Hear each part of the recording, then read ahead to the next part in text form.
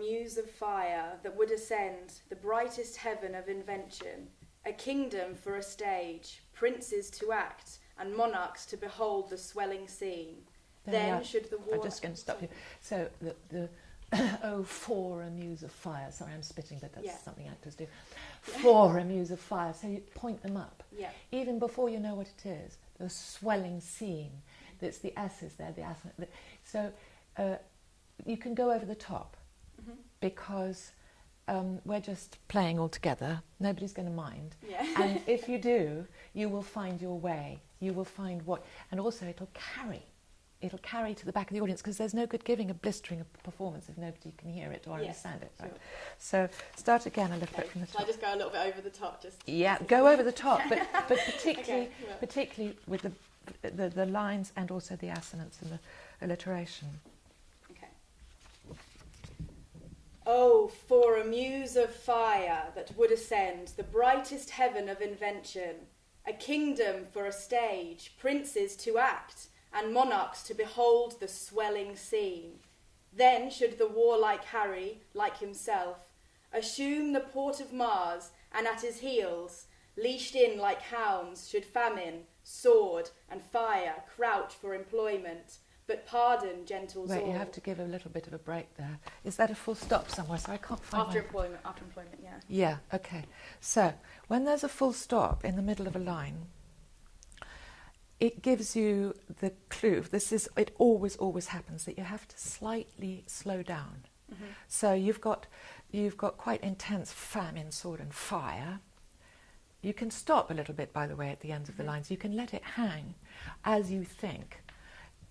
Crouch for employment is a little bit slower than the lines before because there's a full stop there. That is always a rule. And you will find that if you do that, it gives the sense of it completes the sense of that passage. Okay. So,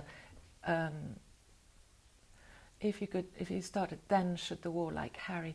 The other thing, I'm sorry to tell you this, but is at the end of the line you have to just mark it, slightly go up, not like you're asking a question, but it's in order not to let the verse drop.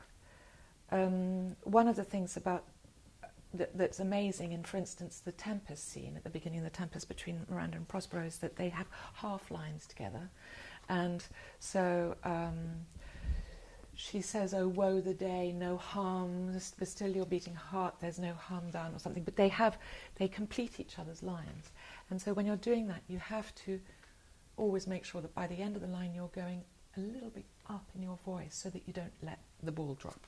Okay. Yeah. So I will start from then should the warlike. Yeah.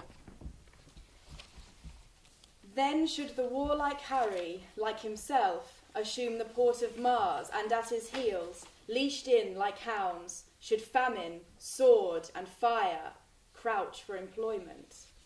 But pardon, gentles all, the flat unraised spirits that hath dared on this unworthy scaffold to bring forth so great an object. I think that's unraised, so it scans right. Okay. Flat unraised. If it doesn't sound as if the rhythm is right, then you have to find where there's an extra syllable, and that's it. Yeah. The flat unraised spirits.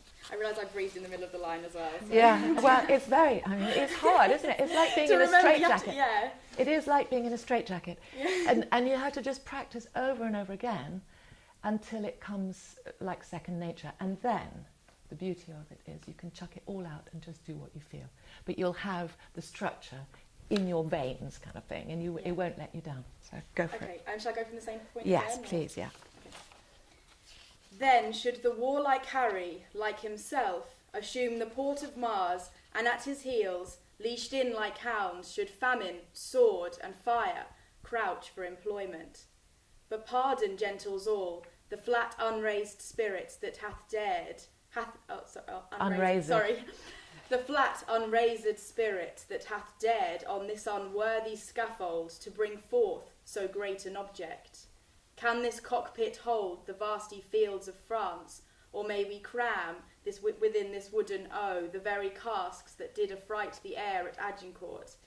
O pardon, since a crooked figure may attest in little place a million, and let us, ciphers to this greater compt, on your imaginary forces work. Okay, well that was already popping into 3D.